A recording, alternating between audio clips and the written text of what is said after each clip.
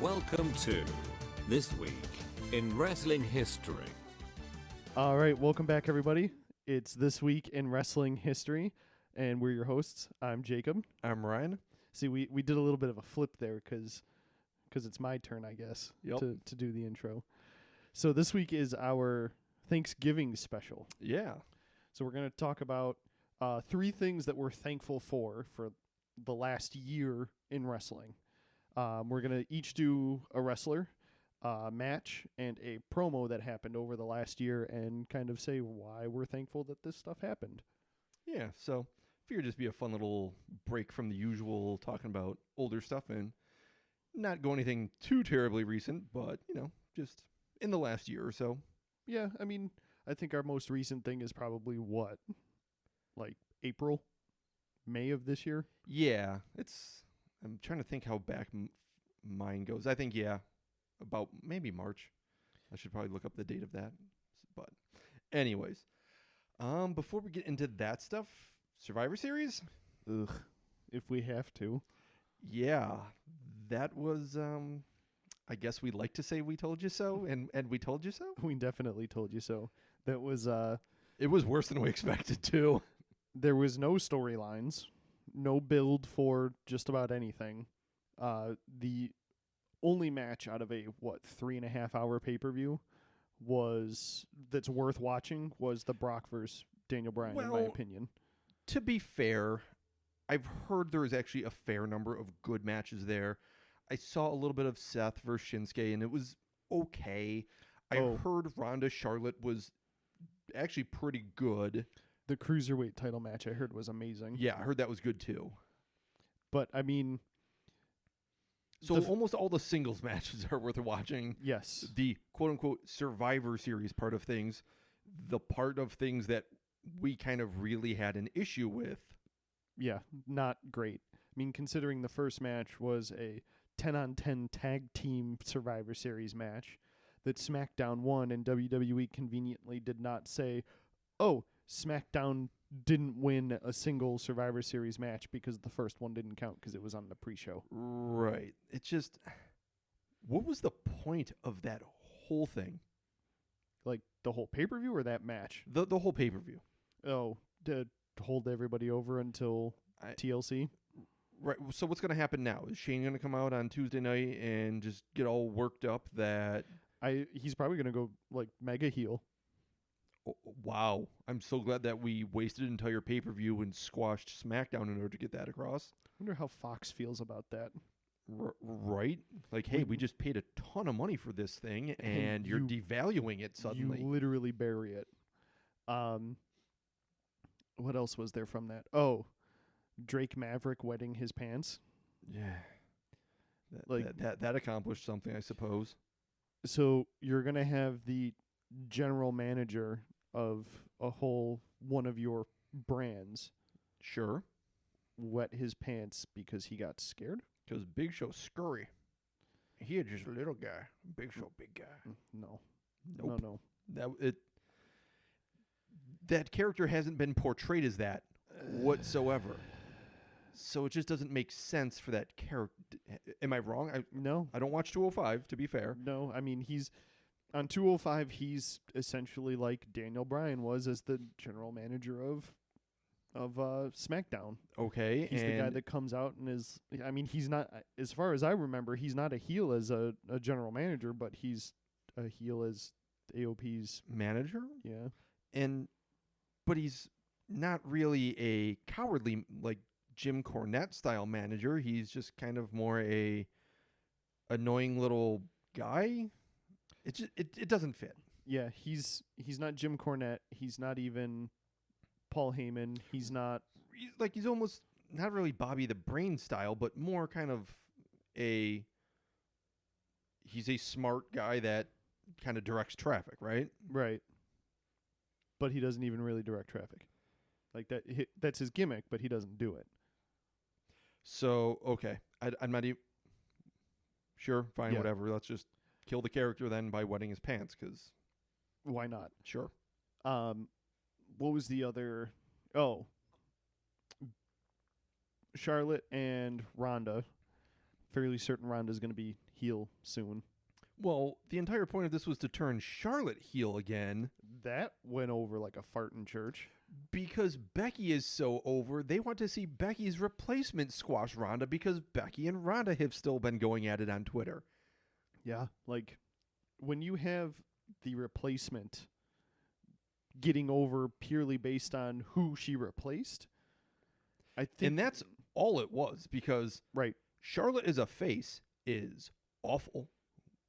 We're not huge fans of Charlotte in general, but her as a good guy is by far the worst way to go with her because she's working off her daddy's name. Right. That's like, her character. the character is meant to be a heel through Right. and through. And it makes like they tried to turn her heel against uber babyface Ronda, but that didn't work at all. Right, because Ronda talked some crap against Becky on Twitter, and no one was having any of that. Yeah. And Becky just absolutely buried her right back. Yeah, that was some harsh stuff. It was brutal. So for all of our listeners, if you haven't gone on Twitter and seen the little back and forth after Nia popped Becky in the face and she got taken out of the match last week, Ronda said, "Oh, your contractual obligated ass kicking you're running away from because you got punched in the face." Becky turned around and pointed out the minute Ronda got punched in the face really hard in the UFC, she went and hid for a year. Yep. So it was, as we're rating this, it's just kind of one of those, ooh. Yeah, maybe if you have that in your past, you don't go and try to turn that on someone else. Right. Overall, I'd give Survivor Series maybe, and I'm being generous, a C. So we had a super strong pay-per-view in Evolution. Then we had a super weak pay-per-view in Crown Jewel. And then a weaker. And then a pretty weak pay-per-view in Survivor Series. And then we have what? TLC's next, right? We have TLC next, which in the most recent years, that's a gimmick pay-per-view where they're toning way down on how well these gimmicks work. Right. I mean, why would we want to see any TLC matches when we just saw one at Evolution with Becky and Charlotte? Right. We essentially just saw a TLC match minus the L. Nope. They had an L, but it wasn't like an actual had to climb the ladder match. Right. But yeah, still they had one there, so fair enough. So yeah, we literally just saw a women's TLC match essentially. Right. Why would we see more this year? Right. We have no need for that feud to have a TLC match. What feuds do they even have right now that need a TLC match? Dean and Seth? Dean and Seth could be a decent one. Dean and Seth, Braun against Drew. Drew They and furthered that one a little Dolph. bit. Yeah. They could do a 2-on-1 with a handicap with a stipulation. Well, actually, now it's more of Braun and Corbin, because Braun's chasing Corbin around now. That doesn't make any sense either, but Right. sure. DB and whoever, unless AJ comes back, because apparently they're renegotiating his contract. But that doesn't make any sense to go right into a TLC match. Right.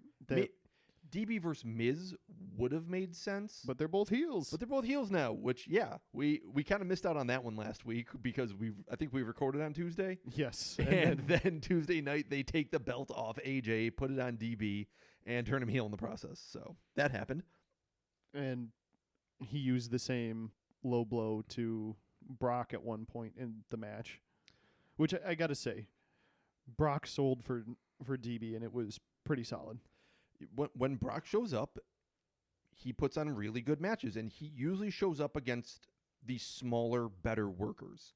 Yeah, because I almost feel like he feels he needs to step his game up to match them. I don't think you're wrong there, and I feel like it's just a better dynamic for Brock because his big stuff looks even better against the smaller guys, whereas against some of the bigger guys, It could look slow and sluggish. right, it might look a little bit more, it's like, oh, it's a real feat of strength to get Braun up, but there's almost just less they can do against each other because, weird analogy, but it's almost like two left-handed fighters going against each other. Yeah.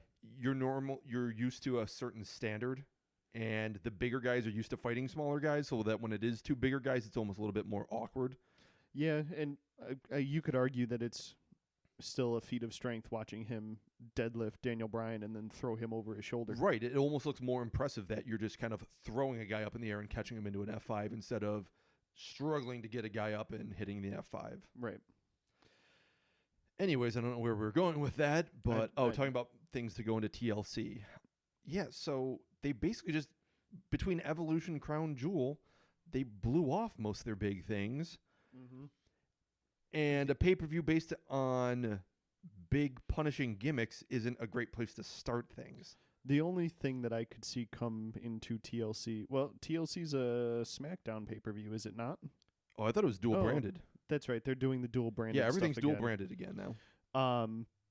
I could see Ronda and Nia going into TLC because Nia is owed she's owed a Raw Women's title match, and Ronda could pull the "you took the biggest match of my career away from me." Yeah, they could But do that's that. really the only other thing I Yeah, see. they'd really be struggling on that one. And I'm not entirely thrilled to see Ronda versus Nia. I don't want to see Ronda versus Nia at all. I don't think anything Ronda can do works well against Nia.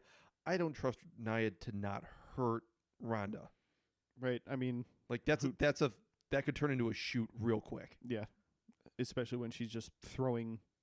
Well, the only other thing here is that if Nia just starts throwing real punches, I think if anybody's going to throw back, If it just turns into a UFC match in a WWE ring, so be it, I guess. I suppose that could happen. I don't think anyone wants to see that, but it could happen, I suppose, yes. But yeah, there's not really much else. Right, I'm just trying to, there's Seth and Dean is really the biggest one. Right.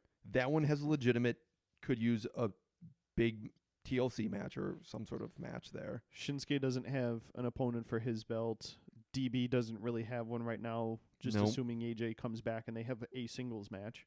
Well, I assume AJ's coming back. He's just trying to get a lighter schedule, but Yeah. that would still be well within that. It would make sense. I suppose if you pushed it, it could do that. Maybe if Becky gets cleared by then, she could have something with Charlotte again. But they seem about done because they they're should be. Yeah, I don't want to see that anymore.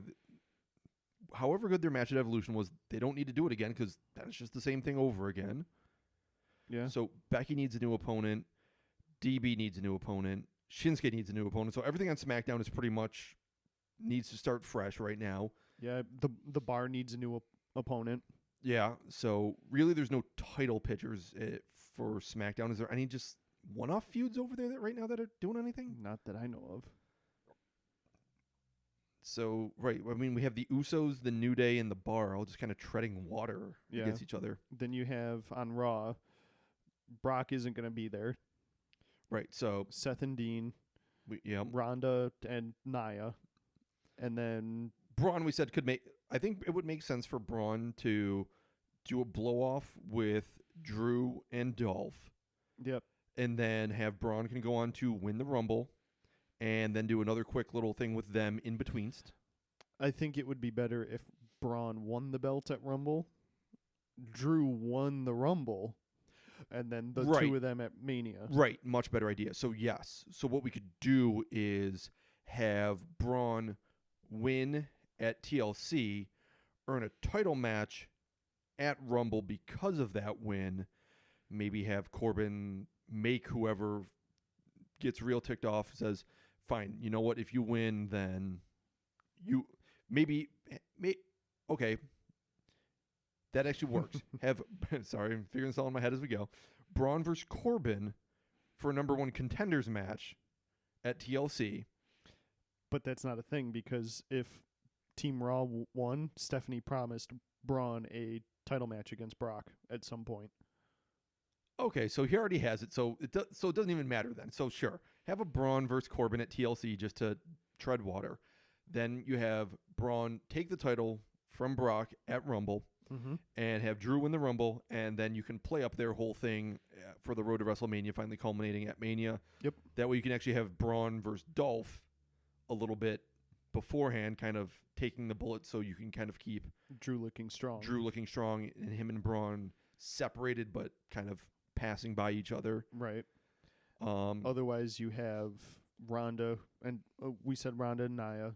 AOP needs a new opponent. Yeah, they just came in out of nowhere. Finn is doing absolutely hot nothing right now. Right. It's a shambles right now. Right. So we're pretty much where we should be at the Rumble, but a month early. Yeah. 2 months early, in fact. Yeah. So, because normally your whole road to WrestleMania starts around Rumble, and that's kind of where things get kind of reshuffled a little bit. Right. I'm wondering almost if they're gonna do some kind of shakeup or a draft coming up soon. It almost feels like they would want to. It hasn't been that long since we've had one, but it does feel kind of stale right now, where nothing really happening.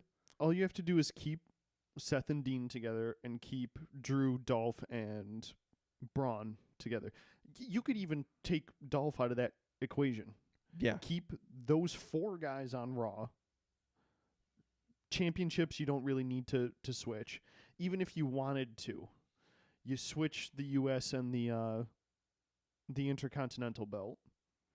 And you do a whole shakeup, and now all of a sudden AOP's facing the New Day on Raw, or the Good Brothers on Raw. Finn versus DB. Please. Right? I Wouldn't need that be match. kind of a nice thing? I need that match. And I about to say, I don't think any of Finn's offense really goes towards the head. So, I mean, the sling blade, but that's not too bad of a bump. That's a back bump at all. So, Yeah, and just don't do the 1916. yeah. Okay, that's enough of the new stuff. All right. So, What are we thankful for? all right, you first.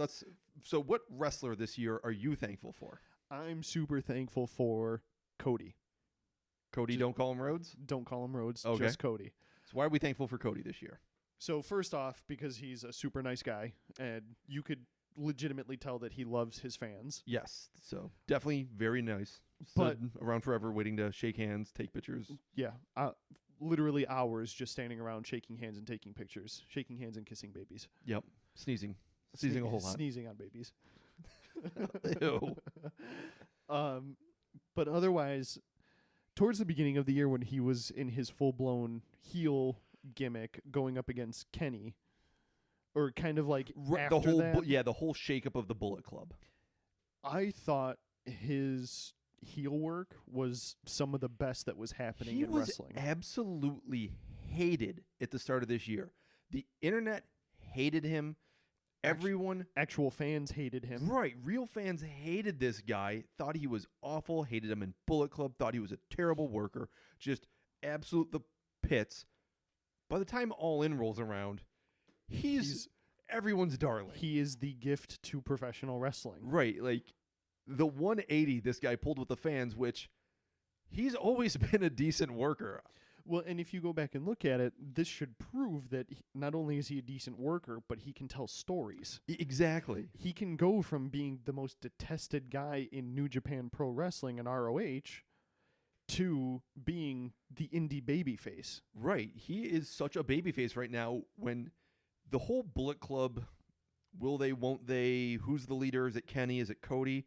And GOD basically just saying, nah, y'all out. We don't want, there's been enough drama. Just take the drama and get out. Because what the hell is Haku's problem? Seriously, what the hell is Haku's problem? But like the promos that Cody was doing, the matches he was having, it was some of the best stuff that I had seen in pro wrestling. The ladder match he had with Kenny was insane. It was phenomenal.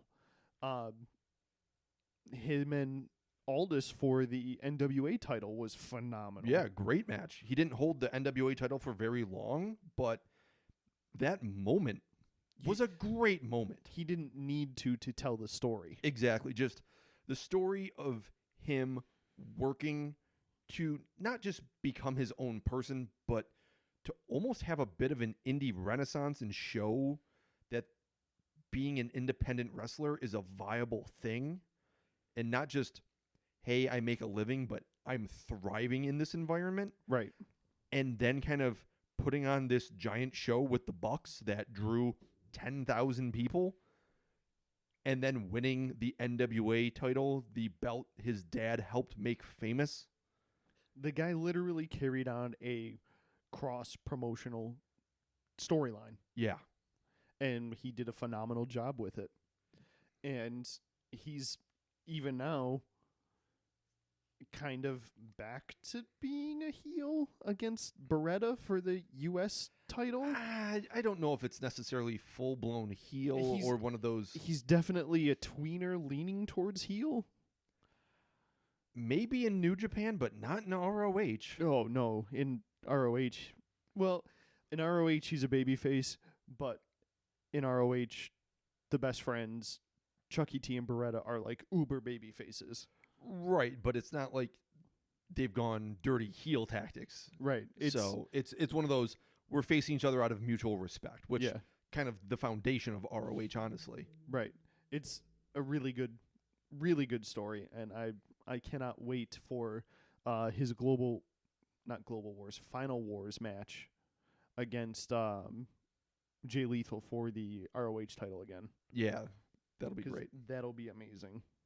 So this year, the professional wrestler that I am thankful for is Cody. Don't call him Rhodes. Very nice, very nice. Your turn. All Who right. are you thankful for? So this year, I am thankful for Becky Lynch. Solid choice. So over the course, at the beginning of this year, she was pretty much mired in nothing. Yeah, she Was going nowhere. She had been a former SmackDown champ. But leading up to this year and from the better half of this year, she wasn't really doing much. Yeah, the first half, she was pretty much relegated to nothing. So, cut to now, she's probably arguably the most popular wrestler on the SmackDown roster, I would say. Yeah, I mean, Going into and coming out of Evolution made Becky Lynch. If you weren't a fan of hers before, you were after. yeah, I mean, I would even say she's probably at this point more popular than AJ Yep. over DB. Going into Survivor Series as of Monday of last week, the most looked forward to match was Ronda versus Becky. Yeah, More so than AJ versus Brock. It was Ronda versus Becky. yeah, That's why they had a female invasion of Raw last week. right. You didn't have the male invasion or the tag team invasion like they usually do. Right. So last year, I'm pretty sure it was a combined invasion. It was Yep. men and women. Yep. This year, it was just the ladies. And a majority of that segment was Becky with Ronda in the armbar and then walking out directly out to the Raw women's team by And- herself, yeah, and staring just- them down. Right. She has become the man. That's what she's going by. Literally. And she is. Yeah. And just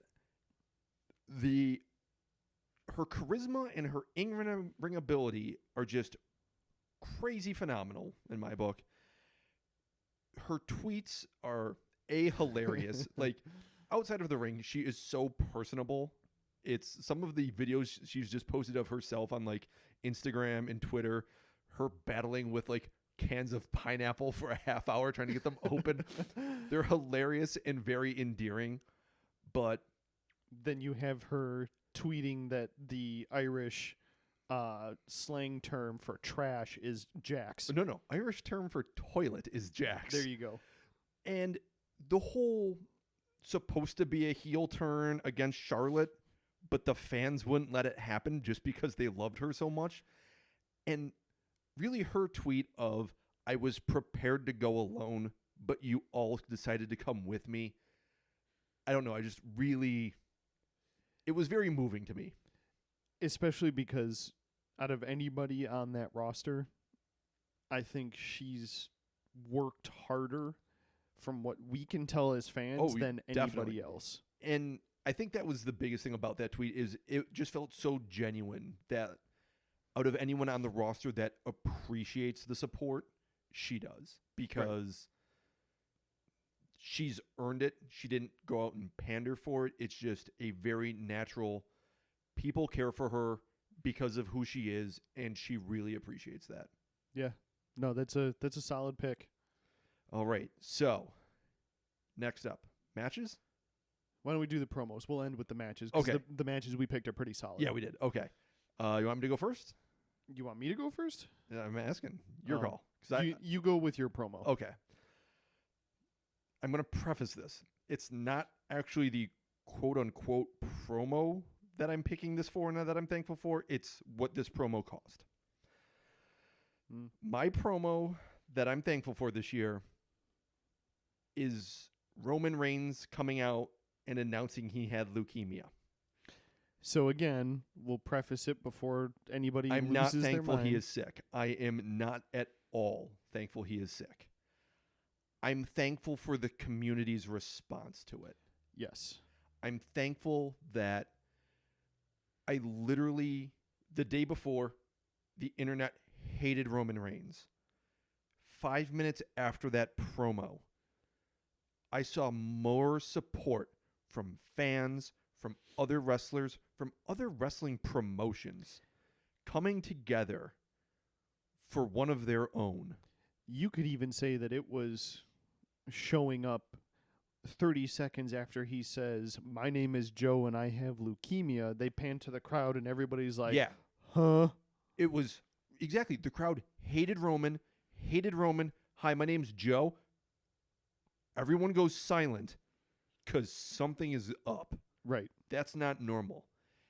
And the amount of hate on the internet from Roman went from, I'd say, conservatively 60 to 80% to about 1 in 5,000 had Right. something negative to say at this point.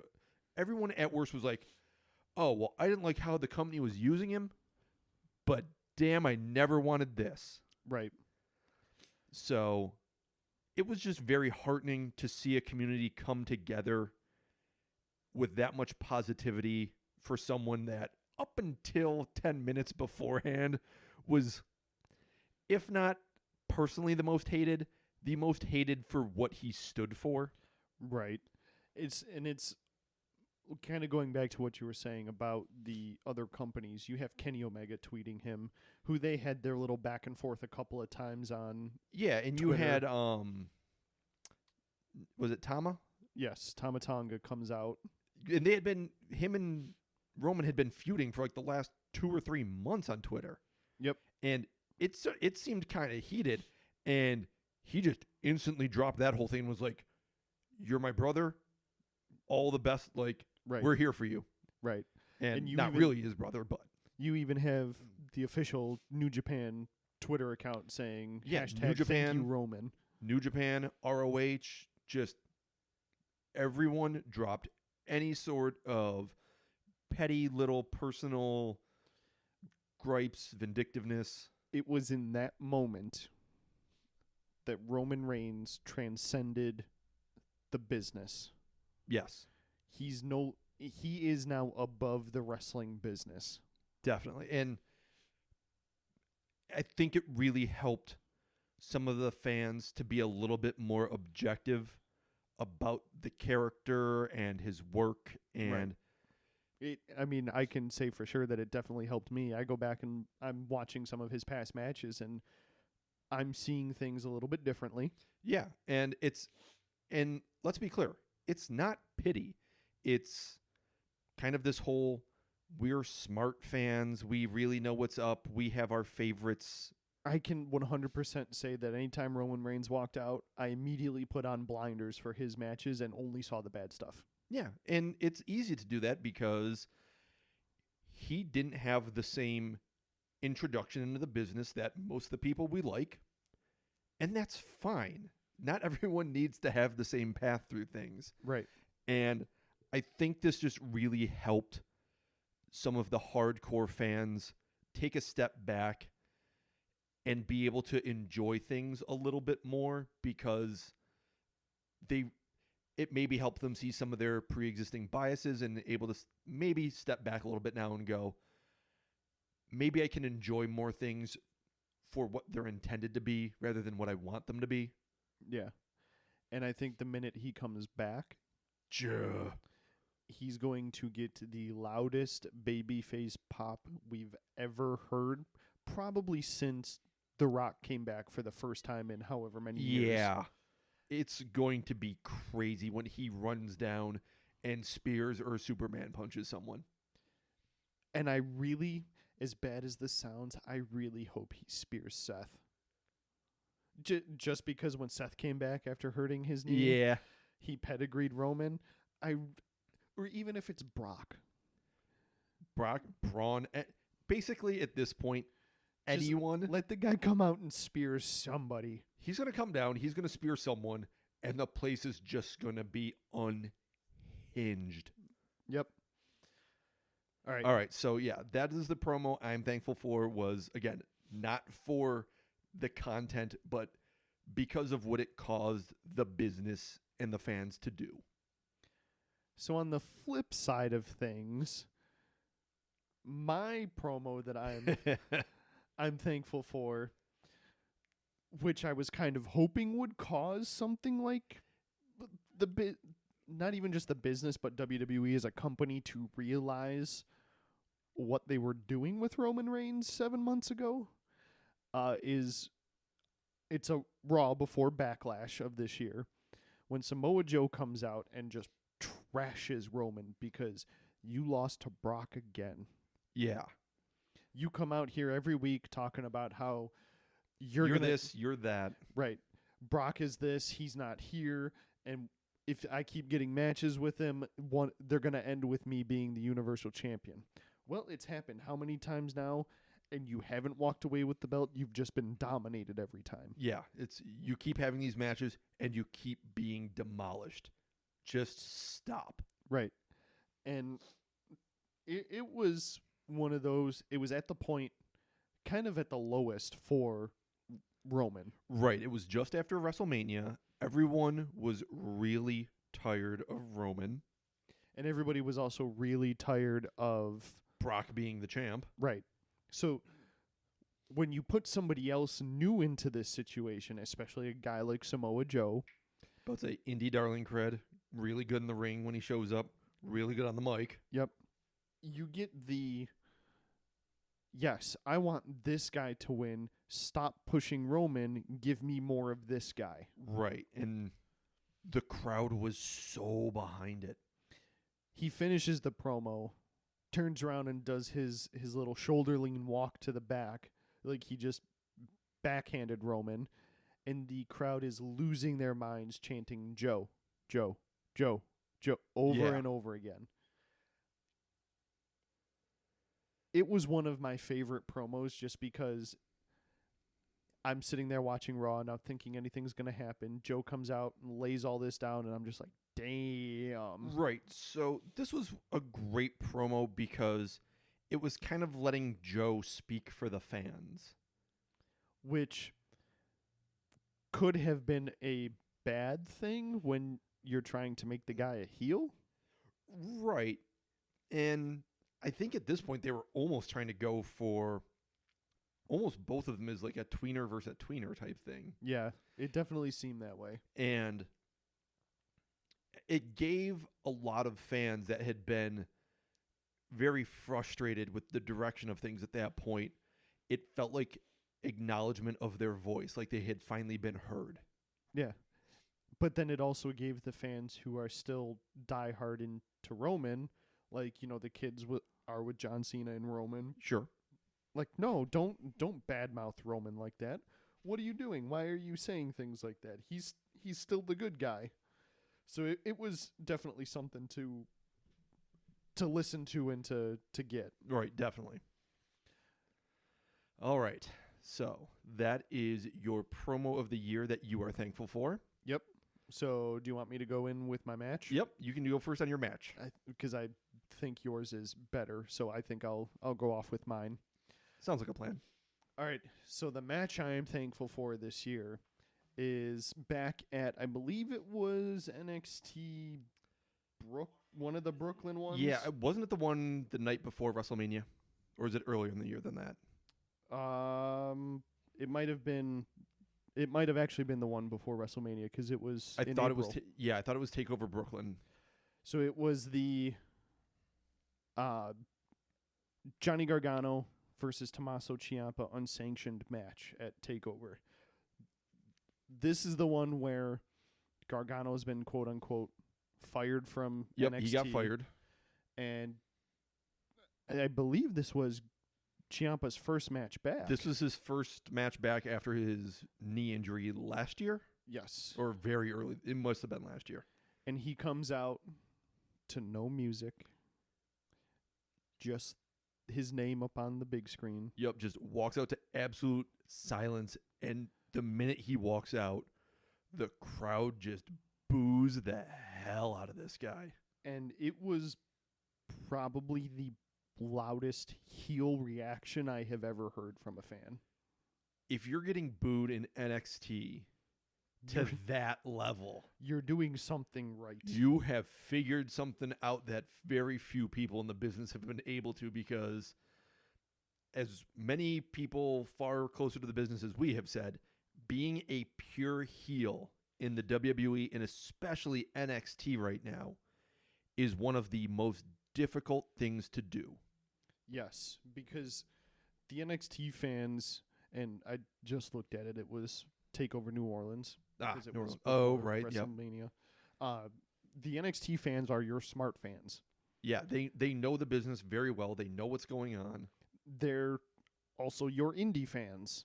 They've been following these guys for a long time, and not only do they follow these guys, they follow them on Twitter, on Instagram, all over the internet. They're heavily invested into these guys even before they come into Right. WWE. And they know what's going on.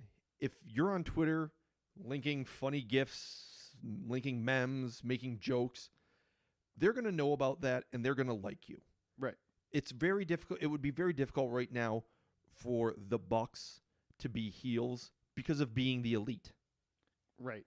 It'd be very hard for pretty much anybody to be heels that's associated with like being a big baby face or having some outside act, probably aside from GOD.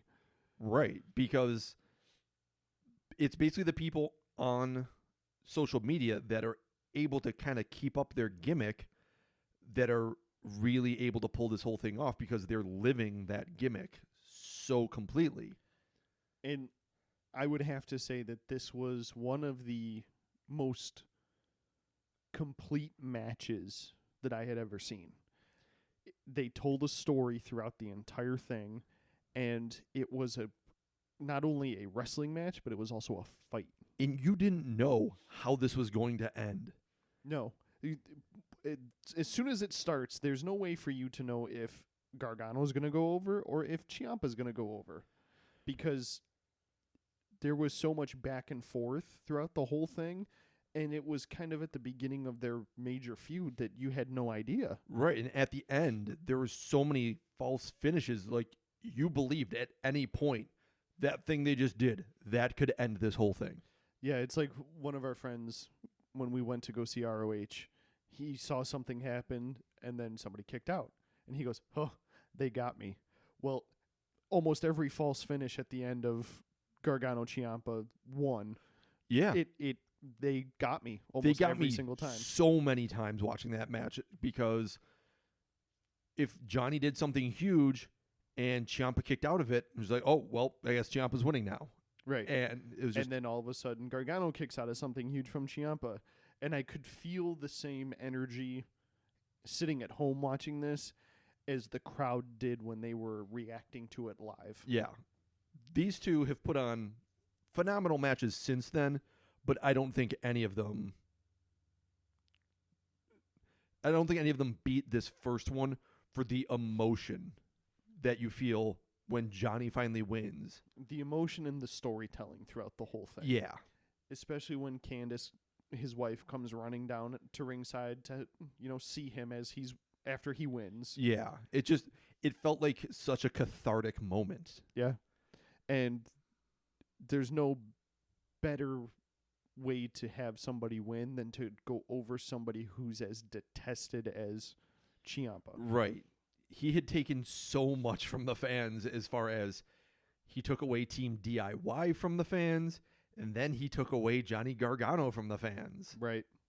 And even now, you actually sent me a tweet from Ciampa. Ciampa earlier today. Yep. And I'm going to go through and read it just because it's probably the most single-handedly the truest statement I have ever read. Johnny Wrestling equals the best technical wrestler alive. I'd agree with that right now. Aleister Black equals the best striker alive. I'd agree with that. That's fair. Velveteen Dream equals Prodigy. I'd agree with that. Come a real far way, real fast. And he ends it with, and I beat them all. Ciampa equals the greatest sports entertainer of all time. Blackheart equals GOAT. Yeah. Yeah, he's not wrong. Right. And that's why, that's almost the thing that makes him so hateable. He doesn't come out and necessarily even lie. He just rubs it in everyone's face about how good he is. Right. And it's almost like when Edge was a heel. Ed was even a little bit more cowardly at times, but yes. But you hated him. And Right. You loved hating him. Right. It goes beyond the character. This human being is an asshole, and I don't like him. Right. And it's that match kicking off their feud and then leading into Ciampa all of a sudden becoming NXT champion. It's literally just the icing on top of the cake. Yeah, it just adds a whole nother layer into the whole thing. And NXT this year has been amazing in the past years. Probably the best it's ever been right now, though. And I would have to say a lot of that has to do with the storytelling that Ciampa has been doing in the ring. Yeah, Ciampa, Gargano, Black, and Velveteen Dream. Velveteen Dream. Who was champ before Black was? Almas. Yeah. And you had Drew Mack before that. And that whole thing tied into Johnny Gargano's kind of rise up out of this whole thing, and then Ciampa coming in and taking him down. Yep. The way they've been able to weave that story into everything else that's been going on at the top of the NXT card. And so good. All kicking off with Ciampa versus Gargano, number 1. Yep. All right. So, Your pretty good turn. match to be thankful for. Oh, yeah. Now, I would also say I'm pretty thankful for your match. So Yep. So, mine goes back to June 9th of this year, so middle of the summer, at, I believe it was Dominion in Osaka, Japan. Yep. Kenny Omega versus Kazuchika Okada, number 4. The fact that it's number 4 should tell you something, because the other 3 were still phenomenal. Yep. So this is the one where Kenny finally beats Okada for the IWGP Heavyweight Championship. Now, correct me if I'm wrong, they're still sitting at 2-2 apiece. Oh, no. Because going into number 4, they were 1-1-1. They each had won a match, each had lost a match, and they had a draw. That's right. Didn't they have a time limit? They had a time limit draw. That's right. Okay.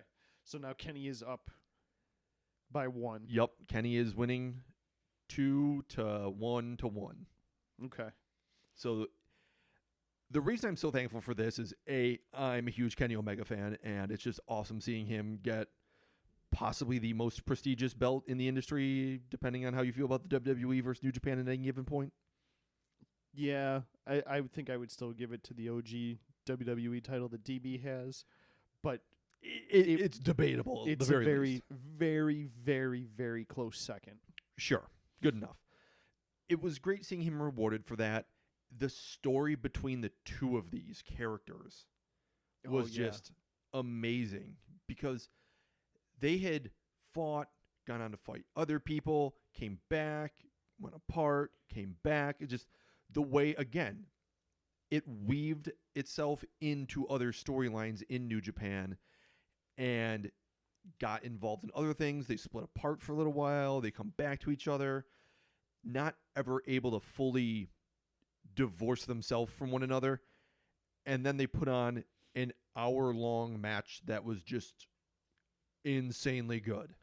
I can't remember the last time we had a legit hour-long match that was good the entire way through. Exactly. From start to finish. And even within this match, it defied everyone's expectations where, all right, everyone's like, Kenny's going to take the first win, because it was best 2 out of 3. It was Kenny's going to take the first fall, then Okada's going to come back, and then Kenny will win the third. Nope. They came out and had Okada take the first one, and suddenly you're like, Oh, crap. oh, hell. Kenny actually has to do 2 in a row now. That's okay. Maybe they're not going to go with Kenny because with New Japan, it was equally as likely for Kenny not to get the belt as it was for him to get the belt. Okada had been built so strong. I mean, he's still to this day the longest reigning IWGP champion of all time. Yes. And that belt was introduced in 1976, I believe. Correct. And he wasn't really, it's not like he was at a low point in his career. He wasn't hurt. There was nothing that kind of signaled beyond the scope of wrestling, this guy needs to get rid of this belt. He could have held it for another year and still been okay. Yeah. And still carried New Japan on his back. It would have made just as much sense for him to take it into this upcoming Wrestle Kingdom as it did for him to lose it there. Right. And it was one of probably the best matches I have ever seen. Right. So, if not the best. Yeah. I mean, technically, how do you do a match better than that? I just don't know. I don't think you can. I mean, as far as I remember, didn't that get like 7 3/4 of a star or something? Right. Something absolutely ridiculous from the people that rate these sorts of things. It was incredible. It kind of led into the Elite versus the Bullet Club story that we're having now. Yeah. The divorcing of that thing, it kind of helped separate those two things. You also Had Cody involved at times. You also now have, still stemming from that, Jay White turning on Okada. Right. They have that whole thing going on now. They have Jay White leading the Bullet, well, not leading the Bullet Club, but is now part of the Bullet Club OGs, which doesn't. Are they still the OGs or are they just the Bullet Club? I think it's just not back to Bullet Club in the Elite now. Okay. And we have Booker guy whose name I can't think. Gato involved. Again, it's something that led into bigger things while being phenomenally huge in and of itself. So, and it made Kenny seem a lot stronger going into his match coming up at Wrestle Kingdom with Tanahashi, who is quite literally, I would say, if not New Japan's Hulk Hogan, he is New Japan's John Cena. That sounds about right. He was definitely their guy, their ace for quite a while. Yeah. For kind of like the dark period that people don't necessarily fully appreciate. He was Okada before Okada. Yeah, he carried that company on his back when it was kind of a meh. Maybe I'll watch New Japan. I'll probably just read results. Right, exactly. So this is definitely something that's, still going on currently, and it's just been really great to see this. So that's what I'm thankful for this year. It's a pretty decent one. Yeah, 2018 has been a really good year for wrestling, and we still have another month and a half essentially to go. Yeah, we're for those of you that don't know, they are doing Starrcade again, and it is going to be on the WWE Network. They're really kind of doing like a pay-per-view and a big show every month now. Yeah, I'm okay with it. Well, I shouldn't be okay with it. I'm theoretically okay with it if they start doing it a little bit better, but I'm okay with it for the sheer number of things I'm getting of wrestling. That's fair. All right, so that's everything that we're thankful for this year. If you guys get a chance, because I know you're all going to be in turkey coma come Friday. Yeah, but when this this drops, it'll be Black Friday. You'll all be out fighting through sales, recovering from being around family and everything. So while you're listening, think of some things that you're thankful for. Shoot us an email, hit us up on Twitter, or leave us a comment on Facebook, just so that we know that we're not completely insane for thinking these things are really good. Yeah, let us know. Wrestling History Podcast at gmail.com. WrestleHistPod for Twitter, and search This Week in Wrestling History on Facebook. And then you can find us on Spotify, Google Play Music, and iTunes under This Week in Wrestling History. All right, that's it. Have a great Thanksgiving. Hope it was great for everyone, and we're history.